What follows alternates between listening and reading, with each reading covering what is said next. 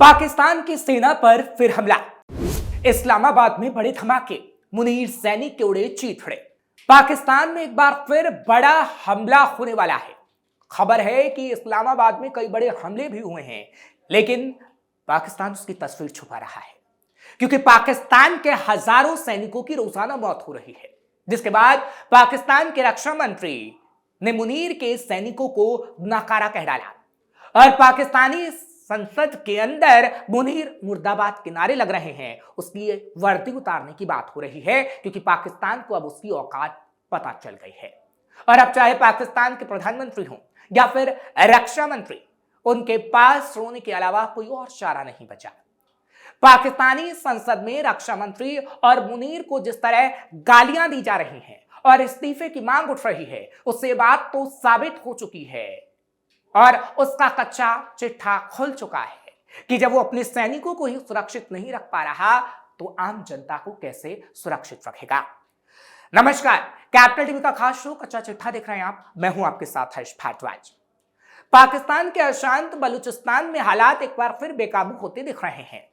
शनिवार को बलूचिस्तान के 12 शहरों में एक साथ हुए बड़े हमलों ने न सिर्फ पाकिस्तानी सुरक्षा व्यवस्था की पोल खोल दी, बल्कि सेना की तैयारियों पर भी गंभीर सवाल खड़े कर दिए हैं। इन हमलों में प्रमुख सैन्य ठिकानों, पुलिस चौकियों, अर्धसैनिक बलों के अड्डों और नागरिक इलाकों को निशाना बनाया गया और अब बलूच विद्रोहियों ने इस्लामाबाद में धमाके करने की बड़ी धमकी दी है। पाकिस्तानी संसद में फूट फूट कर रोए ख्वाजा आसिफ। नेशनल असेंबली में बोलते हुए रक्षा मंत्री ख्वाजा आसिफ ने कहा कि बलूचिस्तान पाकिस्तान के कुल भूभाग का 40% से ज्यादा हिस्सा है, लेकिन यहां आबादी बेहद कम है। उनके मुताबिक यहां 35 किलोमीटर के दायरे में सिर्फ एक व्यक्ति मिलता है। ऐसे इलाके को नियंत्रित करना बहुत कठिन हो रहा है पाकिस्तानी सैनिकों के लिए। उन्होंने माना कि सेना पहले से मौजूद होती है, लेकिन हालात को संभालने के लिए और बड़े पैमाने पर तैनाती की जरूरत है। यानी ख्वाजा आसिफ को उसकी औकात पता लग गई और उसने मान लिया कि पाकिस्तानी सेना कुछ नहीं कर पा रही है और पाकिस्तानी सेना की औकात यही है। मुनीर की हो रही किरकिरी, जूते चप्पलों से पिटाई।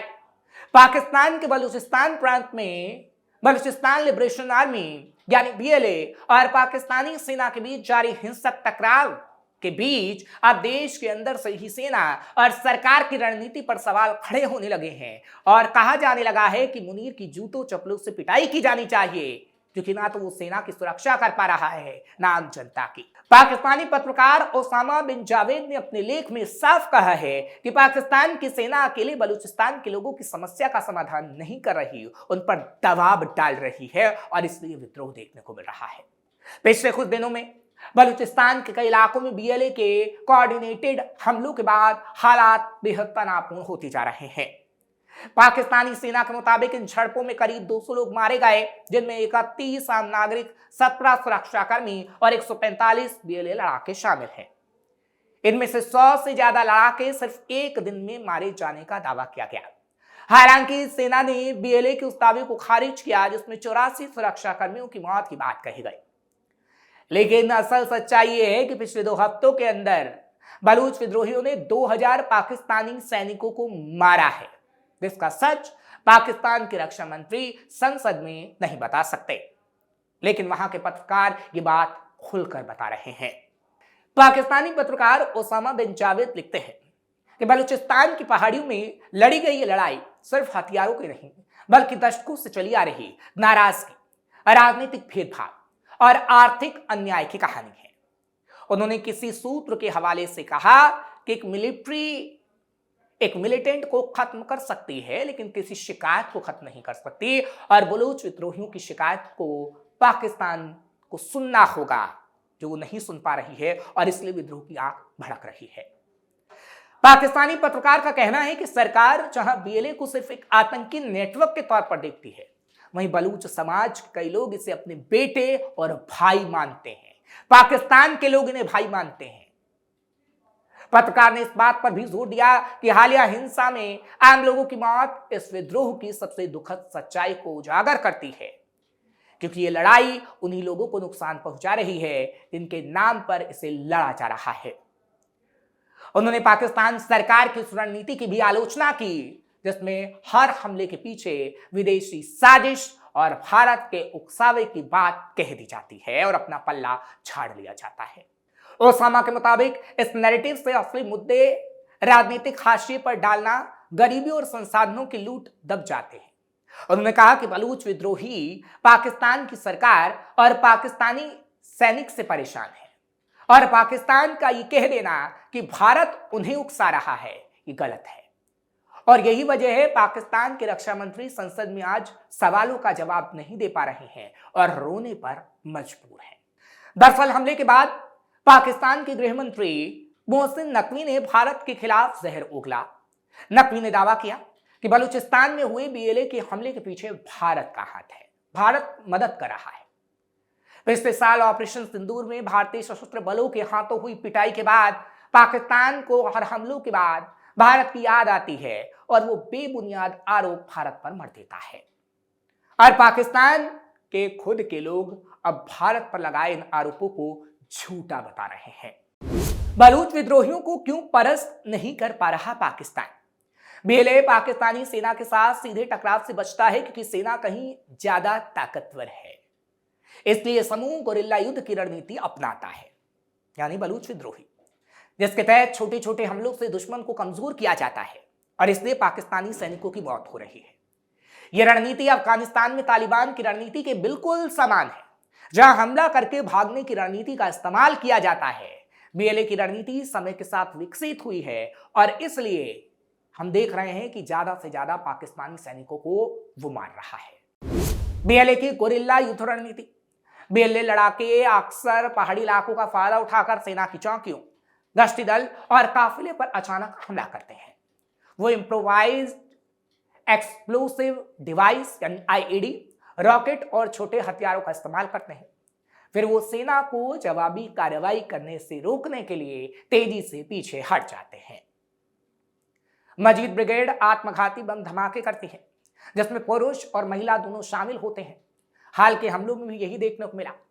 ये हमले सेना के शिविरों, चौकियों और अन्य रणनीतिक स्थानों को निशाना बनाते हैं। 2025 में ऐसे कई हमले हुए जिनमें नौश की पंजगुर शिविरों पर हुए हमले शामिल रहे, जहां बीएलए ने 3 दिनों तक कब्जा जमाए रखा था और 2026 में भी यही स्थिति देखने को मिल रही है। बलूच लिबरेशन आर्मी एक बलूच राष्ट्रवादी सशस्त्र संगठन है जो पाकिस्तान से बलूचिस्तान की आजादी के लिए लड़ रहा है।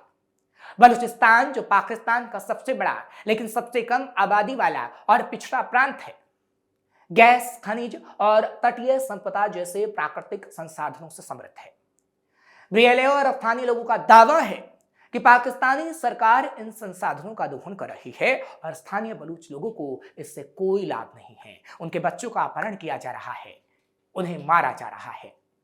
बीएलए का कहना है कि बलूच लोगों को उनके अधिकारों के लिए लड़ना होगा और इसलिए वो नहीं चाहते कि पाकिस्तान के सैनिक बलूचिस्तान के अंदर हों, वो आजादी चाहते हैं। ऑपरेशन हेरोफ है बेहद खतरनाक। वहीं सेना को तितर बितर करने के लिए बीएलए एक साथ कई जगहों पर समन्वित हमले यानी सामूहिक हमले करता है। इसका एक उदाहरण ऑपरेशन हेरोफ ब्लैक स्टॉर्म है, जिसका दूसरा चरण 2026 में शुरू हुआ है और इसी के तहत हमले हो रहे हैं। इनमें 10 शहरों पर हमले, राजमार्गों को बंद करना, पाकिस्तानी झंडों को बीएलए के झंडे से बदला जाना शामिल रहता है। 2025 में बीएलए ने 521 हमलों की जिम्मेदारी ली, जिसमें 1060 से ज्यादा पाकिस्तानी सैनिक मारे गए और जब से ये विद्रोह शुरू हुआ है तब से 48,000 सैनिक मारे गए हैं। बीएलए मुख्य रूप से पाकिस्तानी सेना, पुलिस, बुनियादी ढांचे जैसे गैस पाइपलाइन और रेलवे, चीनी परियोजनाओं यानी सीपेक और गैर बलूच निवासियों को निशाना बनाता है। वो चीनी इंजीनियरों और श्रमिकों पर हमला करते हैं क्योंकि उनका मानना है कि पाकिस्तान उनके संसाधनों का शोषण कर रहा है। ये समूह सोशल मीडिया का भी उपयोग करता है। वो टेलीग्राम, व्हाट्सएप और रंबल जैसे प्लेटफॉर्मों पर हमले की वीडियो, प्रचार सामग्री और शहीदों की कहानियां साझा करते हैं। इससे भर्ती में आसानी होती है। यह संघर्ष बलूचिस्तान की अर्थव्यवस्था और सुरक्षा को बुरी तरह प्रभावित कर रहा है। पाकिस्तानी सेना बड़े पैमाने पर अभियान चला रही है, लेकिन अलगाववाद कम नहीं हो रहा। विशेषज्ञों का कहना है कि सिर्फ सैन्य कार्रवाई से समस्या का समाधान नहीं होने वाला। राजनीतिक संवाद और विकास जरूरी है। लेकिन पाकिस्तानी सेना और सरकार दमन के जरिए इसे काबू करना चाह रही है, जो नामुमकिन है। बलूचिस्तान के लोग लड़ाके माने जाते हैं और पाकिस्तान की ज्यादतियों ने आग में घी का काम किया है। आजाद पसंद और लड़के बलूच पाकिस्तान की हर जाति और जुल्म का जवाब अब बड़े पैमाने पर देने लगे हैं, और ऑपरेशन हैरोफ इसका ही सबूत है, जिसके बारे में हम आपको बता रहे हैं। और ये ऑपरेशन लगातार चलता रहेगा जब तक पाकिस्तान से बलूच विद्रोहियों को आजादी नहीं मिलेगी। आपको ये खबर कैसी लगी कमेंट सेक्शन में जरूर बताएं। खबर को लाइक शेयर करें, कैपिटल टीवी को सब्सक्राइब करना मत भूलेगा।